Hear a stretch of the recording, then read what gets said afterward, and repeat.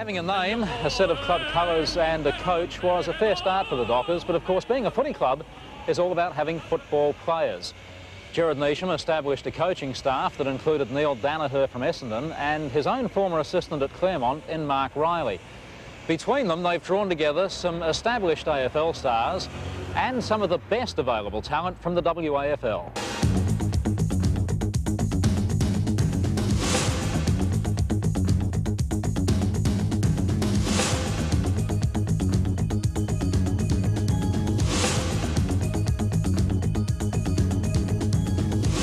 Centering kick, looking for Allen. Yep. Yes, finds it on the second try. My role with Fremantle is certainly going to be more of a, obviously a leadership role and perhaps teaching some of the younger players what I've learned the last 5 years.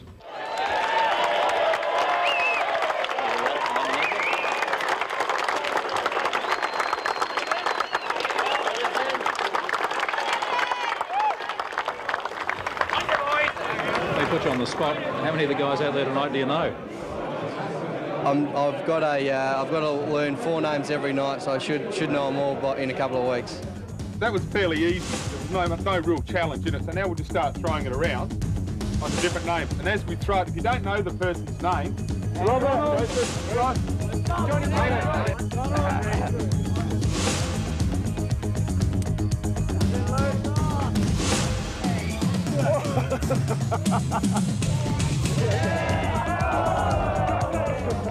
At that stage we're still getting to know each other's names, and we'd come from the 8 different local clubs and from all over different parts of Australia. And I think the camaraderie in the club already is definitely where I'd like it to be.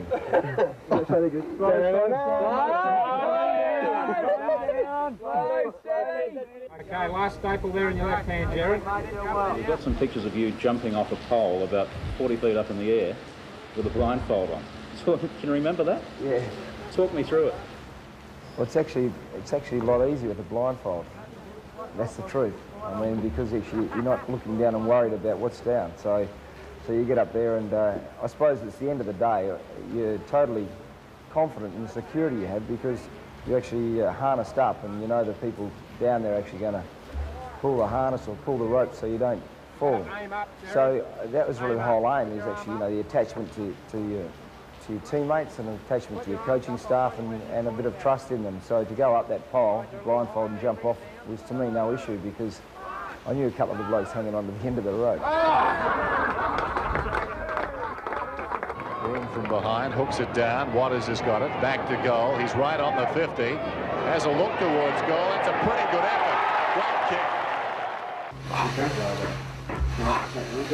Ben and myself, almost every night we have a chat about the way things are going and what we can achieve just with the next training run that we're doing. So I guess we're pretty aware of how important, seeing we don't have too many senior players, how important our role is. But when it does come down to it, the youngest player can be a leader themselves. I mean, you don't have to have played 80, 90, 100 games to be a leader. So we're really relying on a lot of the young guys. We've got exceptional talent just to come through.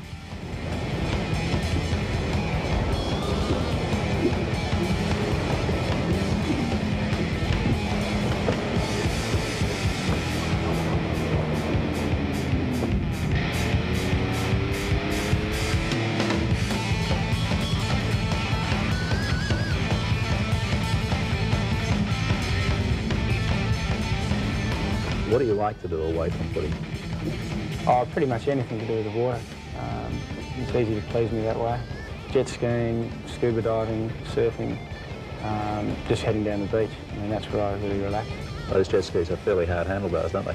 They do, mate. And if you're going to have some fun on them, you've got to push it to the edge too. So, I was having a good time with it.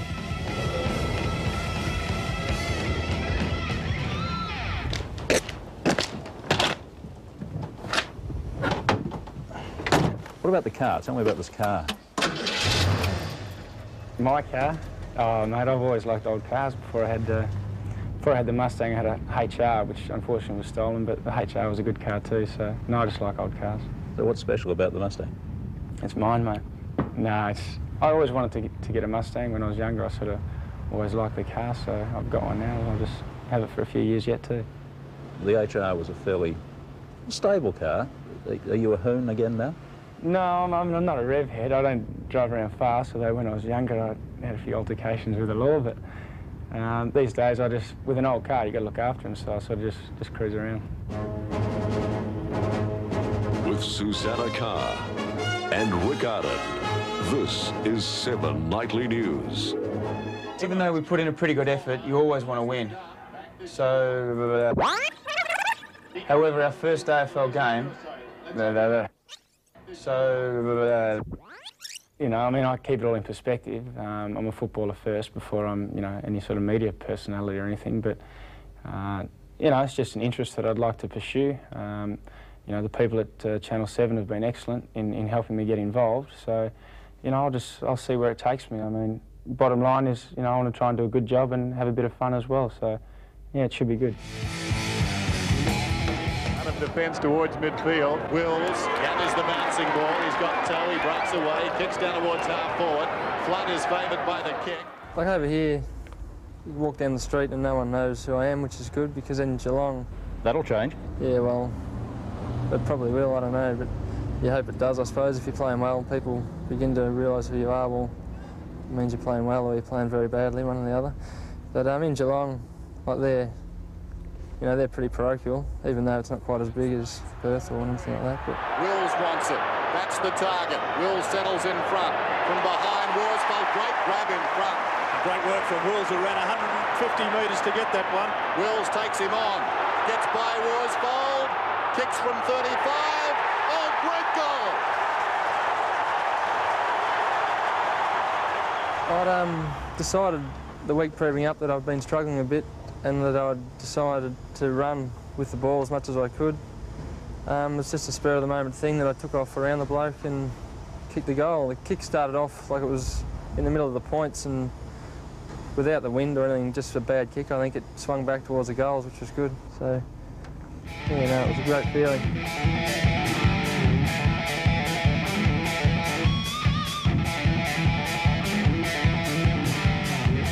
Round 1, selection 1 is Fremantle. 1667, Jeff White, Southern Stingrays.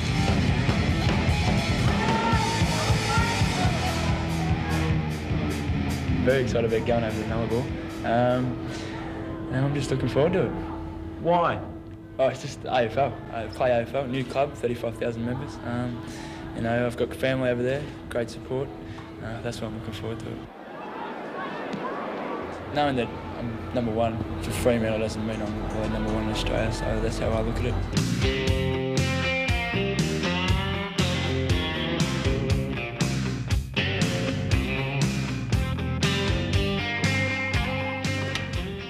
Good afternoon, Nancy Young can help you. The defence looks pretty good, and they're playing pretty well in defence at the moment. Riley has been very good this afternoon, comes away with it. The highlight and the lowlight was the grand final. I mean, we've done so much work to get there, and there's so many good moments along the way, but the actual game was, you know, was terrible. It was certainly the lowlight. Look at this again, Evans chops it off. Sumix is going to kick it over O'Reilly's head for a goal. It's not good enough, Geelong. Have you watched the grand final? No, I haven't. The biggest disappointment with the grand final was not that we lost, but the way we just capitulated in the last quarter, and they virtually ran over us, which was very disappointing. His head and kicks a goal. So how does Stephen O'Reilly plan to make up for that? I mean, you can't make up for things that happened in the past, but I mean, all you can do is go out there each week and do your best and try as hard as you can, and that's all you can do and try and win each week. There's no use worrying about the past. Little stay we are, really well, half forward. Dirks, Hutch, McKinsley. I'm working with Anderson Young. It's, they're very supportive of football too. At the same time, I've got to respect that they're a very hard-working family. They need work done too, so let's have to juggle those two and see how things go. And this is your office?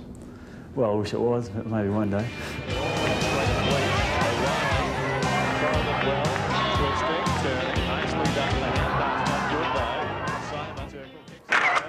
Leach. It's hard to tackle Quentin Leach. Ready to kick the half-back, Addard and Leach. Oh, gee. He's just too good today. Terrific aerialist, isn't he? Yep. Beautiful mark by Leach. Pretty well tailor-made for AFL. He's very strong, very quick, I think it was one of those players that will make the transition very, very quickly. And I think he's be great to have another 5 or 6 of him. You were actually the first footballer to wear the Fremantle Dockers outfit, weren't you? Yeah, that was another reason why I did it. Become a part of history. Twist so you're not sort of so straight on to me. That you might need to move.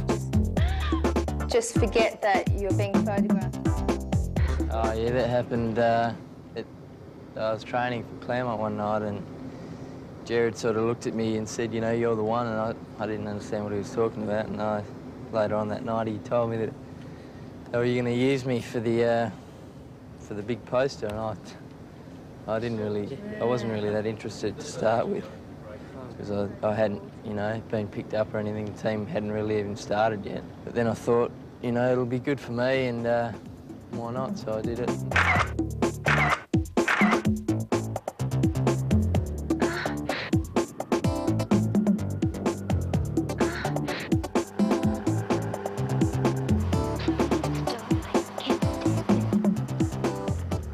A day's fishing or a day's surfing, maybe down south.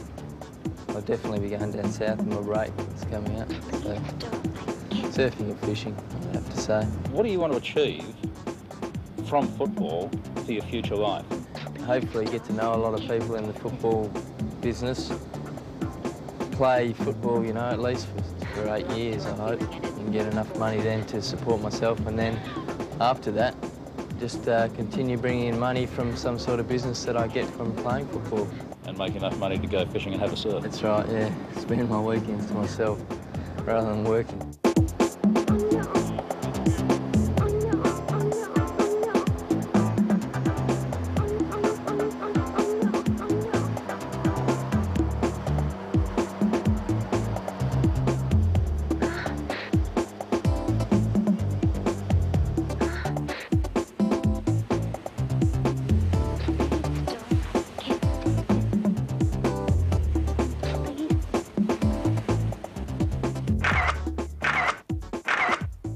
Outside the square, Bell! Beautiful mark over the top of Hendry. Peter Bell, a Korean by birth, goes from 40 metres out. Another one.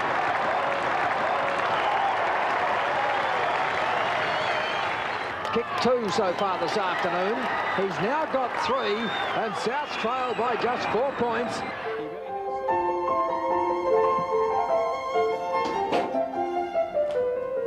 Managing time's probably the best or the most important thing for me, as well as the ability to make sacrifices. And for me, some people say, you know, I'm not going out on a Friday night, or, you know, not going away with your mates on a weekend trip is a really hard decision to make, you know, because I want to play football. For me, those decisions are made in an instance. I mean, it's not a hard decision at all. It's, look, you got a goal there sitting there, you got 2 choices: you go or you stay, and you work hard. And you got to pick to work hard all the time, or else someone else is going to be doing that, and you're behind the 8 ball from the start. And you really want to get any edge on any other person that you can. And I see that as a very easy decision to make. Not that you're going to get a lot of time for it in the year ahead, but when you can get away from football, what do you like to do? It's pretty hard for me to say I'll get away from footy, because there wouldn't be an hour in the day go by where I'm not thinking of footy in some way. Whether I like to relax, just, you know, maybe play around a golf or go down the beach. But pretty much I've always bring my footy with me anyway, so it's not something I really want to get away from. I want the footy to be around, and I want to be thinking footy as much as possible. And from what we saw at Adventure World, there's probably no career in Formula 1 coming up, is there? No, I don't think so. I had a bit of trouble there. The boys, they wouldn't let me get a clear run on the straight. I was a bit down about that, but I had the fastest car too. But I don't think Adventure World will be too keen to have me back there either.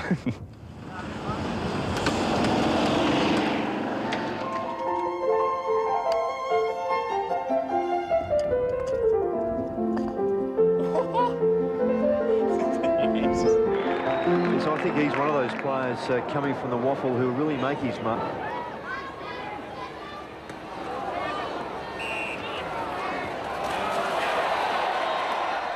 Storming his way through Nettlebeck.